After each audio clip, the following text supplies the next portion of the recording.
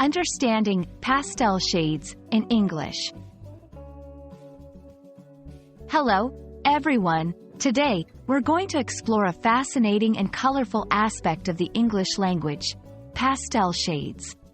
These words are not just about color, but also about understanding subtle nuances in English vocabulary. Let's dive into the world of pastels and enrich our English language skills. Pastel shades refer to soft, light, and often pale colors.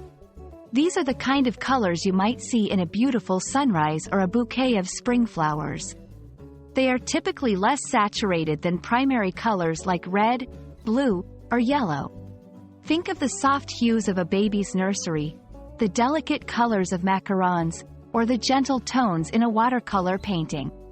Understanding these shades can enhance your descriptive abilities in English, especially when talking about art, fashion, or nature.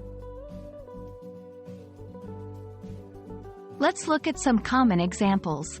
Pastel pink, a soft, light pink color, often associated with romance and tenderness. Pastel blue, a gentle blue, reminiscent of a clear sky. Pastel green, a light, soothing green, often seen in spring leaves. Pastel yellow, a muted yellow, like soft sunlight. Pastel purple, a gentle purple, like lavender flowers.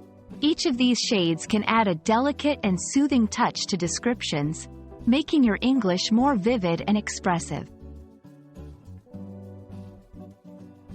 Now, let's learn how to use pastel in sentences. 1. Describing scenery. The sunset was a beautiful array of pastel colors. 2. Fashion and style. She wore a dress with a lovely pastel shade that complemented her complexion.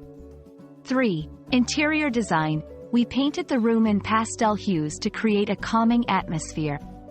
Understanding how to incorporate pastel into your vocabulary will help you describe scenes and objects with more nuance and detail.